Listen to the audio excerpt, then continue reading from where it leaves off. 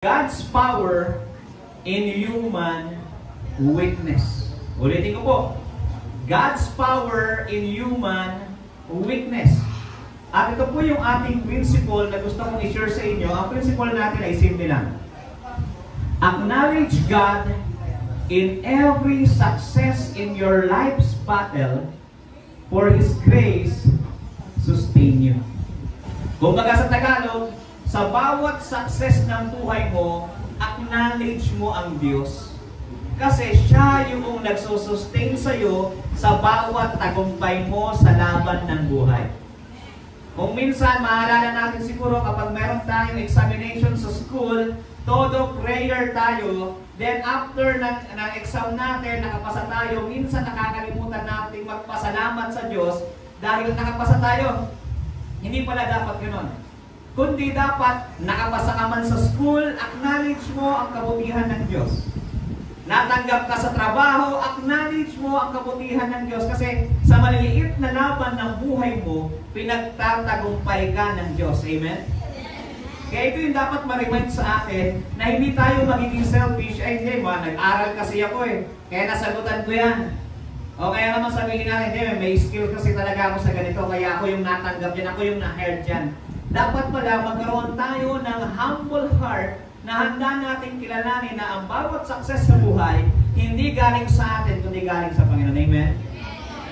So gusto ko pong ibigay sa inyo ang konting autobiography ni Gideon. Una, si Gideon po ay anak ni Joash mula sa clan ng Abiezer, nila Abiezer. Doon siya galing sa clan na yon.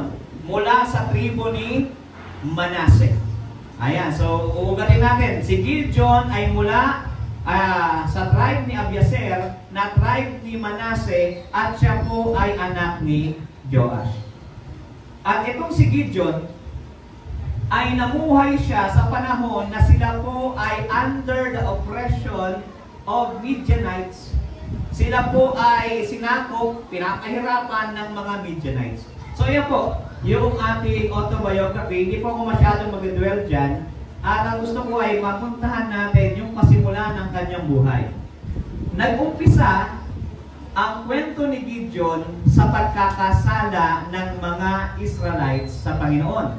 Sang-ayon po yan sa Judge chapter 6. Ano po? Ano ba ang nangyari? Alam niyo po, ang nangyari kasi niyan, ang bayan ng Israel, pinarusahan ng Diyos sa pamamagitan ng paggamit ng mga ibang bansa para sakupin at mahirapan sila. Kung titignan niyo po ang kwento niyan, ang bayan kasi ng Israel, kapag sila ay hindi sumusunod sa Diyos, ang tinatanggap nila parusa. Ganyan yan sa Bible, blessing and curse. If you are obedient, pagpapalain ka ni Lord. Pero kapag ikaw ay disobedient, ang gagawin sa iyo, paparusahan ka. Ang ginamit ngayon ng Diyos na paraan para parusahan ang bayan ng Israel ay ang mga Midian. At alam niyo po ba, sila po ay pinahirapan ng Midianite for how many years? Tingnan niyo po sa screen.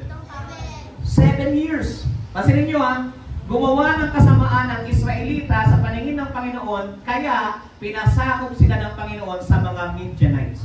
Alam niyo po, ang mga Midianites yung time na yan, napakalupit.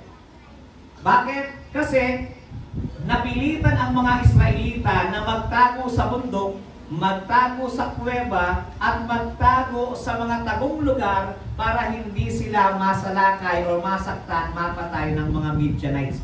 Ganoon katindi ang ginagawang pang-aapi ng mga Midianites sa kanila.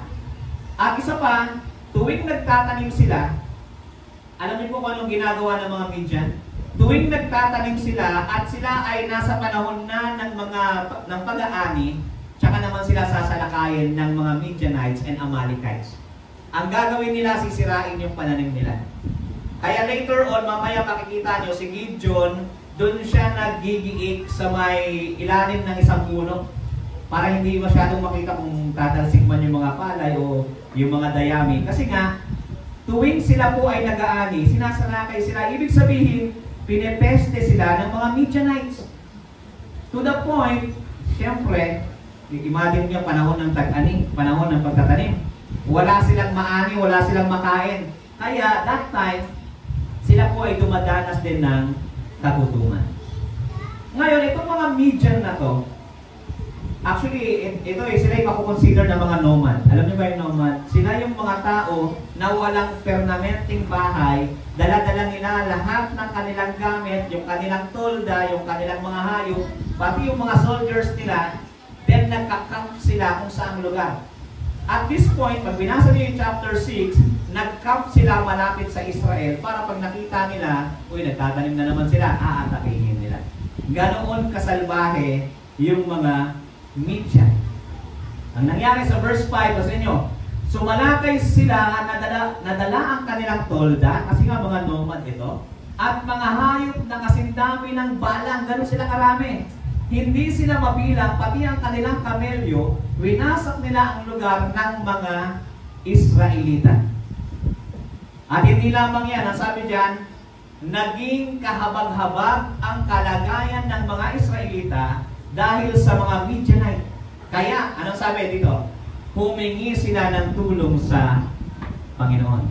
Alam nyo, dito ako napapatanong Imagine niyo, it took them 7 years before they cry out for help to God.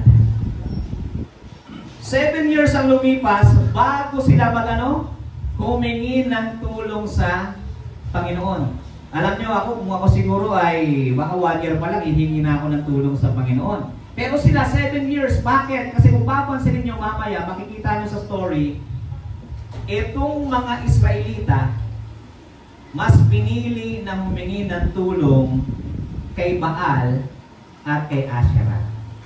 Doon sila humingi ng tulong. Kasi si Baal, alam nyo si Baal, siya po ay God of thunder and rain.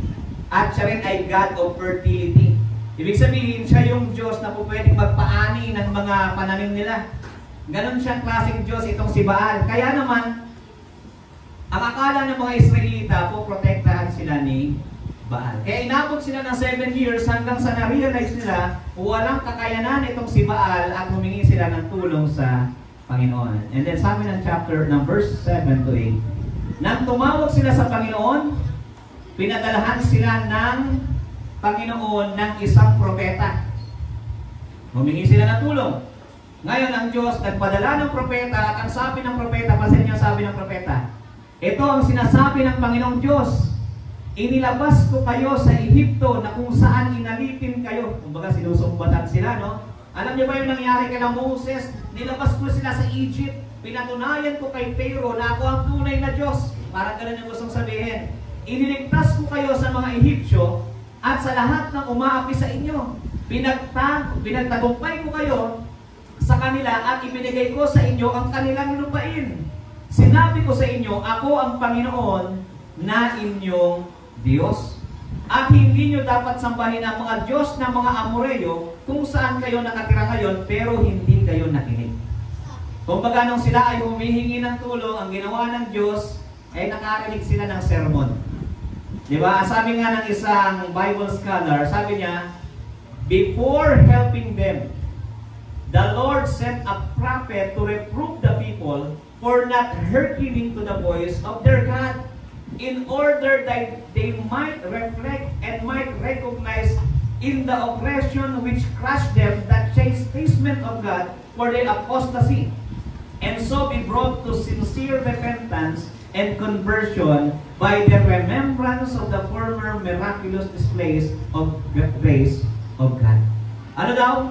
Kumbaga, sinumbatan muna sila ng Diyos sa pamamagitan ng propeta para ma-realize nila at sila ay magkaroon ng sense of repentance na sila ay mag-repent, humingi ng tawad sa Panginoon sapagkat pinapaalalahanan sila, tinulungan ka nga ng Diyos noon, pagkatapos hindi ka lumapit sa Kanya, nagtaksil ka pa sa Kanya, para maramdaman nila na kinakailangan nila ang Panginoon sa buhay nila.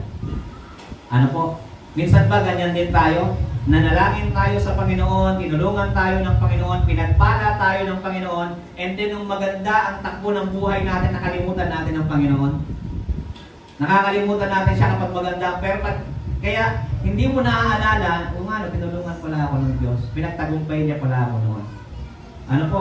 Kaya nga dito, makikita natin na sila ay sinumbatan. At ngayon, dako tayo dito. Alam niyo po, ito po si Gideon. pagkatapos nito, nung pagkakataon na yon, dumating ang anghel ng Panginoon sa Ofra. Saan po dumating ang anghel ng Panginoon? Sa Ofra. Naupo siya sa ilalim ng puno ng terebinto. Tinignan ko ito sa English translation. Ito po ay oak tree na pag-aari ni Joash na mula sa angkan ni Abiezer. Si Gideon, na anak ni Joash, ay nagigiit nung panahon na yon ng trigo sa ilalim ng pisaan ng ubas para hindi makita ng mga Midianites ang trigo. Kumbaga doon nilagay niya yung trigo sa ilalim ng puno kasi nga pag nakikita nila may trigo, tasalakayin sila. Kaya ito si Gideon, iniiwasan niya na siya po ay makita at mahuli. Ngayon na nangyari, nagpakita sa kanya ang anghel ng Panginoon at sinabi, pansinin niyo ang sabi sa kanya, ikaw magiting na sundalo. Imaginin mo, 7 years kayong nagtatago. Nagtatago ka pa nga para mag-iik lang ng mga trigo tapos sasabihin magiting na sundalo. Alam niyo sa ibang translation sa English, ang sabi dyan, you, mighty hero of God. Kung marinig mo yun, teka lang, mighty hero, ano ko? It's more than time, ang Power Ranger. Di ba? Sa ibang translation, gano'n. You, mighty hero of God. Ikaw, magiting na sundalo ng Panginoon. Ang Panginoon ay sumasa iyo. Tingnan niyo yung reaction ni Gideon. Teka lang, mighty hero ako? Pansinin niyo reaction ni Gideon. Kung sumasa amin nga ang Panginoon, bakit ganito ang kalagayan namin? Nakikita niyo? Mighty hero. Kung nasa amin talaga ang Diyos, bakit ganito yung kalagayan namin? Bakit hindi niya hindi siya gumawa ng mga himala gaya ng ginawa niya noon nang ilabas niya sa Ehipto ang aming mga ninuno?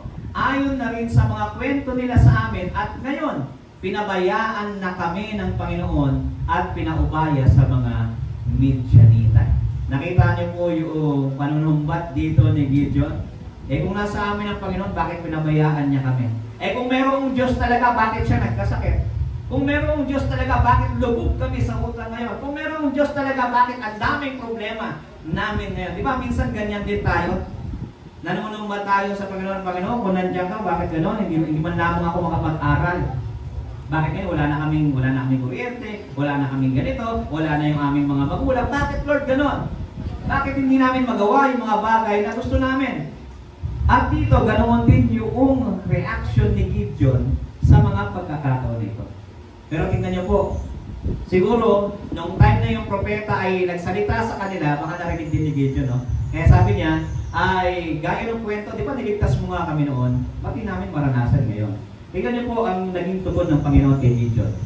Sabi sa kanya, humayo ka at gamitin ang buong lakas mo. Ano sabi sa kanya? Anong gagamitin niya? Buong lakas mo sa pagliligtas sa Israel mula sa mga Midianita, ako ang nagsusugo sa iyo. Alam niyo kung i-analyze niyo yung statement ng Panginoon, humayo ka, gamitin mo ang buong lakas mo, pero para kay Gideon, yung lakas niya hindi sapat. Kasi mahina siya eh. Yung lakas niya, yung understanding niya about military war ay kulang. Mahina siya. Pero ang gusto ng Panginoon, gamitin yung kanyang buong lakas. Alam niyo kung bakit yung buong lakas niya ang gustong gamitin? Gaya ng sinasabi sa New Testament, sa panahon na tayo ay mahina, tayo ay malakas. Bakit? Kasi ang kalakasan natin nasa Panginoon. Alam niyo, ito yung gusto kong makita natin. Nung tinawag ng Panginoon si Gideon, hindi niya binigyan si Gideon ng bato. Oh, Gideon, may hero ka naman, itong bato. Dunukin mo. Hindi ganon. Hindi niya sinabi na, oh Gideon, ito yung relo, mag-transform ka. Di ba? Hindi ganon. Hindi niya sinabi, oh buhatin mo yung marble, mag-transform. Hindi ganon. Ang hero sa Bible, hindi palaging malakas, hindi palaging magiting, hindi palaging nakakip. Di ba? Hindi palaging naka-costume, kundi ang hero sa Bible, yung tao na ang kalakasan niya ay ang Panginoon. Amen. Kasi ninyo, sabi ni Gideon, sumagot si Gideon, kasi ang pinapagamit sa kanya, buong lakas eh. Sumagot si Gideon, pero paano kung maliligtas ang Israel? Ang pamilya po namin ang pinakamahina. Among Abiezer, sa tribe ng Abiezer or clan ng Abiezer, pinakamahina kami. Sa lahi ni Manase at ako naman po ang pinakaaba sa pamilya namin. Tingnan nyo ha. Sa lahi ni Manase, sila ang pinakamahina. Sa lahi naman ng kanyang tatay, sila yung pinakaaba. Diba? Wala kaming kakayahan, wala kaming kakayanan. Tapos papagamit mo sa akin, Lord, yung buong lakas ko. Parang imposible yata yun. Diba? Pero sumagot ang Panginoon. Tutulungan kita. At lilipulin mo ang mga Midianita na parang nakikipaglaban ka lang sa isang tao. Gaya ng pangako ng Diyos kay Moses, Moses, iligtas mo ang Israel sa Egypt. Sabi ni Moses, Lord, huwag ako. Diba, sino ako para iligtas sila? Sabi ng Panginoon sa kanya, ako'y kasama mo. Diba? Ang Diyos, tandaan niyo to, pag tinawag kayo ng Diyos sa isang gawain, hindi ka niya iiwang lumusob mag-isa sa labanan. Kundi kasama mo siya sa laban na yun. Amen. Sige nga, tapikin mo nga ang katabi mo sa iyo, kasama mo ang Panginoon sa bawat laban ng buhay. Diba? Kasama natin siya sa bawat laban ng ating buhay. Ngayon, si Gideon medyo na-convince na. Ang sabi niya, Lord, kung talagang tinawag mo ako, bigyan mo ko ng himala, bigyan mo ko ng sign. Pero bago mo ako bigyan ng sign, pupunta muna ako doon sa bahay namin, maghahanda ako ng tinapay, magluluto ako ng karne, ng kambing, and then may sabaw yan, and then bibigay ko sa'yo. Kaya ginawa ni Gideon, nagmasa siya ng tinapay na walang libadura, at nagluto siya, nagkatay siya ng kambing, nilagay niya ng sabaw, dinala niya roon sa angel, at ang pagkagalagay niya roon, nilagay niya yung karne, nilagay niya yung tinapay, binuhusan niya ng sabaw. Di basa? Alam niyo kung anong ginawa ng angel? Yung kanyang tungkod, inabot niya roon sa mga handa ni Gideon at nasunog. Walang natira, maging yung abo niya ay nawala roon. Ibig sabihin nito, mga kapatid, pinakitaan siya ng mirakulo. Kaya sabi ni Gideon, alam, mamamatay ata ako, nakita ko ang anghel ng Panginoon. Pero sinabi ng anghel ng Panginoon kay Gideon, huwag kang mag-alala, hindi ka mamamatay. Kaya naman ang ginawa ni Gideon noong panahon na yon, nagpatayo siya ng altar para sa Panginoon at tinawag niya iyon na nagbibigay ng kapayapaan ang Panginoon. Ano po? At ngayon, sabi sa ayon dito sa verse 24, ay naggawa siya ng altar para sa ating Panginoon. And then, gusto ko pong makita nyo ito. Alam nyo ba na naging dalawa ang pangalan ni Gideon? Ang isa sa kanyang pangalan ay Jerubbaal. Ang ibig sabihin ng Jerubbaal, hayaang ipagtanggol ni Baal ang kanyang sarili. Ganito kasi nangyari. Kinagabihan, pagkatapos ng event na makita niya ang angel, sinabihan si Gideon ng anghel, ialay mo yung pangalawa sa pinakamagandang baka ng iyong tatay. Yung pangalawa lang. Ano? Ang gagawin mo ngayon, sisirain mo yung altar ni Baal, kukunin mo yung haligi ng altar ni Asherah, at gagawin mong panggatong, and then mag-offer ka sa akin. Mag-offer ka sa akin. Kaya ang ginawa ni Gideon, noong gabi na, nagtawag siya ng kanyang alipin. Dapat na merong alipin si Gideon, ibig sabihin hindi sila mahirap talaga. Meron silang kaya. May alipin siya. Nung tinawag niya yung kanyang alipin, sinira nila yung altar ni Baal, kinuha nila yung haligi, yung mga poste ng altar ni Asherah, and then ginamit nilang panggatong at nag-offer ngayon ito si Gideon. And then kinabukasan, nung kinaumagahan, nakita ng mga tao nagiba na yung altar para kay Baal. And then, nagtatanong sila, sinong gumawa nito? Sinong gumawa nito? Hanggang sa na-trace nila na ang may kagagawan kung bakit nasira ang altar ni Baal ay si Gideon. Pansinin nyo mga Israelites ito, pero may altar ni Baal kasi nga iniisip nila God of prosperity ito eh. Yeah, papapalain tayo nito, pero pinakita ni Gideon na yung mga Diyos-Diyosan na yun walang kakayahang magligtas. Ngayon, nung nalaman ng mga tao, alam niyo ang ginawa ng mga tao? sinabihan nila yung tatay ni Gideon, si Joash. Ang sabi, palabasin mo yung anak mo, papatayin namin siya kasi sinira niya yung altar ni Baal. Ang sabi ng kanyang tatay, teka lang, kung si Baal ay totoong Diyos, hayaan niyong ipagtanggol niya ang kanyang sarili. Kung hindi niya mapagtatanggol ang sarili niya, hindi siya Diyos. Kaya naman, ang ginawa ng mga tao, pinangalanan nila si Gideon na Jerubbaal. Ibig sabihin, hayaang ipagtanggol ni Baal ang kanyang sarili. Actually, itong pangalan na ito, mocking ito kay Gideon. Ibig sabihin, may threat sa kanya, Gideon, papatayin ka ni Baal. Parang ganun yung gusto nilang i-imply. Kaya, pag tinatawag nilang Jerubbaal, parang reminder yung kay Gideon, papatayin ka ni Baal. Ano? Pero hindi nangyari yun. Bakit? Kasi si Baal, hindi siya tunay na Diyos. Ngayon, ito na yung nangyari. Nagkaisa ang mga Midian at ang mga Ammonites at iba pang mga tao sa silangan para digmain ng Israel na nagkampo sila sa lambak ng Jezreel. Ano, may mga katunog na pangalan dito, no? So, nagkampo sila saan? Sa lambak ng Jezreel. At ngayon, ang banal na espiritu, ginagabayan naman itong si Gideon. Kaya naman, ang ginawa ni Gideon, pinatunog niya yung kanyang trompeta at tinawag niya ang lahat ng mga angkan ni Abiezer para sumunod sa kanya. At alam niyo po, nagsugo rin si Gideon ng mga mensahero sa lahi ni Manase, ni Asher, Zebulon at Naphtali para tawagin sila para sumama sa pakikipaglaban at sumama sila kay Gideon. Ngayon, sabi ni Gideon sa kanila, sinasabi niyo po, sabi ni Gideon sa Panginoon, sinabi niyo po na gagamitin niyo ako para iligtas ang Israel. Ngayon, sabi niya, maglalagay po ako ng balahibo ng tupas sa lupang giikan namin ng trigo. Kung mabasa po ito ng hamog, kahit tuyo ang lupa, malalaman ko na gagamitin niyo ako para iligtas ang Israel. Ito na yung sign na hinihingi ni Gideon. Una, pasanin niyo alam ni Gideon na tinawag talaga siya, tama? Pero bagamat alam niya na siya tinawag, sabi niya sa Panginoon, Lord, bigyan niyo ako ng sign. Kung talagang gusto niyo akong makipaglaban sa kanila, gagamitin niyo ako para magtagumpay.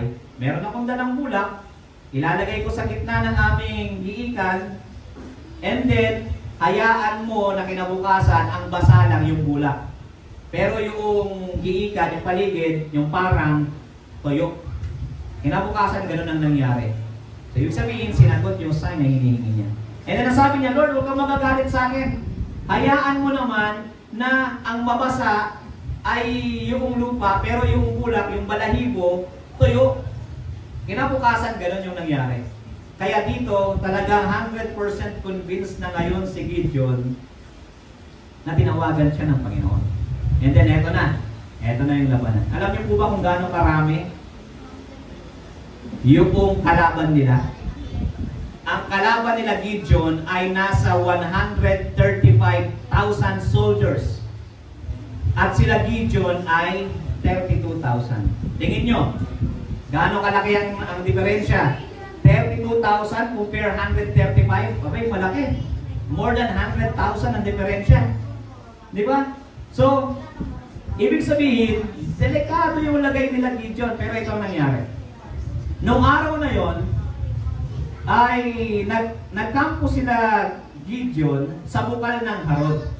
And then pagkatapos nun, kinausap ng Panginoon si Gideon at ang sabi sa kanya, ganito, pansinin nyo napakarami mong kasama. Ilan nga sila Gideon? 32,000. Ilan ang kalaban? 135,000. Kung ikaw si Gideon, sabihan ka ng Panginoon, napakarami mo namang kasama. Teka lang, sila nga 135, kami 32,000 lang, marami pa kami. Kaya sabi ng Panginoon sa kanya, baka isipin nila ng mga kasama mo na natalo nila ang kalaban dahil marami sila at malakas sila. Bawasan mo. Ngayon, kaya naman itong si Gideon, sabi niya, verse 3, chapter 7, verse 3, sinabihan niya yung kanyang mga kasama. Sabi niya, kung sino man ang natatakot, maaari nang umalis. Sino rito yung natatakot sa inyo sa labanan? Pwede na kayo umuwi. Di ba? Alam niyo kung gaano karami ang umuwi? Ha? Okay sana kung kalahati lang o mga 100 lang. Kaso ang umuwi sa kanila, 22,000. Ilan na natira? 10,000. So, konti na lang, no? Konti na lang. Compare mo sa 135. Alam mo kung anong sabi ng Panginoon? Gideon, napakarami niyo pa rin. Napakarami niyo pa rin. Bawasan mo ba? Kaya ang ginawa ni Gideon, dinala niya yung kanyang mga kasama sa ilog, and then uminom sila ng tubig. Yung iba, uminom ng tubig, nakayuko sa ilog, nakaganon. Umiinom. Yung iba naman, sumasalo. Umiinom ng ganon. Ngayon, ang sabi ng Panginoon, o sige, ganito, pagbukod-bukurin mo yung uminom ng nakayuko at yung uminom na sumalo gamit ang kamay. Yan pinaghiwalay. Alam niyo kung gaano karami yung uminom ng sinalok yung tubig? 300. Yung iba ay 9,700. Hindi ko alam kung paano niya nakabilang yun, no? Kung paano niya tinignan. Sige, siguro sinabi niya, oh, lahat na nagsalok dito, lahat ng hindi sa kabila. Alam niyo kung pipiliin ng Diyos yung 9,797, medyo okay pa eh. Pero alam niyo kung anong sabi ng Panginoon? Ihiwalay mo yung uminom ng tubig gamit ang kanilang kamay, at ang sabi, yung 300, yung gano'ng marami yun? 300. Sila yung lalaban sa mga Ammonites and Midianites. Alam mo siguro kung ikaw si Gideon, baka nagulat ka. Teka lang, Lord, 135,000 yun. 300 lang kami. Pero alam nyo, sabi ng Panginoon kay Gideon, sa pamamagitan ng 300, ito ay ililigtas ko kayo at pagtatagumpayin sa mga Midianita. Ang mga natirang tao ay pauuwiin na sa kanilang lugar. Pansinin nyo ang sabi ng Panginoon, sa pamamagitan ng 300 taong ito, sino magliligtas? Ang Panginoon.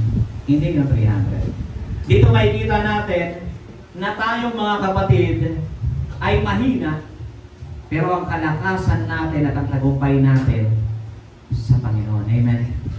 Kaya nung araw ng labanan, ang sabi ng Panginoon kay Gideon, Gideon, kung natatakot ka, pumunta ka sa kampo ng kalaban. Isama mo si Pura. Isama mo yung iyong alipin, pumunta kayo sa kampo ng kalaban at lalakas ang loob mo sa maririnig mo sa kanila. Alam niyo po kung anong napakinggan niya. Pagpunta nila roon, malapit sa kampo ng kalaban, may dalawang sundalo nag-uusap. Ang sabi ng isang sundalo ay, nanaginip ako. Ang panaginip ko, may isang pirasong tinapay na sibada na bumulong papunta sa kampo natin. At tumama ito ng malakas sa isang tolda, pagkatapos natumba ang tolda at nawasak. Ngayon, nasabi ng kanyang kasamang sundalo, alam mo kung ano ibig sabihin ng panaginip mo? Ibig sabihin niyan ay ang panaginip mo ay walang iba kundi ang espada ni Gideon, ang Israelitang anak ni Joash. Pagtatagumpayin siya ng Diyos laban sa mga Midianita at sa ating lahat. At nang narinig yun ni Gideon, ay lumakas ang loob niya. Tuwang-tuwa siya, kaya ang ginawa niya, bumalik siya doon sa kanyang 300 na mga soldiers, hinati niya sa 3 grupo, pinagdala niya ng jar, ng ilawan, at ng trompeta. Teka lang, magkakamping ba sila? Di ba, gera yun? Pero ang pinagdala sa kanila ay ano? Jar, ilawan, at trompeta. Ano to, boy band? Di ba? Hindi espada, hindi man lang sibat, hindi man lang pana. Kaya nangyari, sabi ni Gideon, ganito ang gagawin natin. Hahatiin ko kayo sa tag-100, at pagkatapos, papalibutan natin sila, sundan nyo lang ako ng tingin. Kung ano yung gawin ko, ganun din ang inyong gagawin. Kaya nung sila ay pumesto, alam niyo po mga kapatid, nung naroon na sila sa kanilang mga pwesto, ang ginawa ni Gideon ay hinipan niya ang trompeta, binasag nila yung banga, at sila po ay nagsisigaw. At ang sinisigaw nila ay, lumaban tayo gamit ang espada para sa Panginoon at kay Gideon. At pagkatapos nun, ito nangyari. Habang tumutunog ang trompeta ng 300 na Israelita, pinaglaban-laban ng Panginoon ang mga Midianita sa loob ng kampo. Sila mismo ang nagpatayan. Ang iba ay tumakas papunta sa Bethshita, malapit sa Serera, hanggang sa Abel-Mehola, malapit sa Tabat. Sabi ng Panginoon kay Gideon, sa pamamagitan ng 300 ay ililigtas ko kayo. At ang nangyari nito mga kapatid, alam niyo po ang nangyari? Pinatawag ni Gideon yung mga kapatid nila sa Naphtali, sa Asher, at sa buong Manase para ipahabol yung mga tumakas. Yung iba, hindi nila sinabihan na may labanan sila. Kaya ang nangyari, nung nahuli ng mga tao doon sa mga nakaabang na lugar na yon, itong si Oreb at Seeb, ay siyempre pinatay nila ito, pero sila ay nagreklamo muna kay Gideon. Sabi nila, teka lang, bakit hindi mo kami inimbitahan sa labanan na ito? Meron ka palang laban na ganito para makalaya tayo. At sabi ni Gideon sa kanila, huwag na kayong magalit. Kasi yung nagawa nyo, higit pa sa nagawa ko. Imagine niyo kayo ang nakapatay kay Oreb at kay Seeb. Di ba minsan parang ganyan tayo, no? Kapag hindi tayo nasabihan, bakit mo na ako sinabihan? Eh, ginawa na nga niya yung part niya para makatulong sa'yo, tapos magagalit ka pa sa kanya. Di ba minsan may ganyan tayong kaisipan? Kaya naman, napayapa yung puso ng mga taong yon. At pagkatapos nun, meron pang mga tumakas.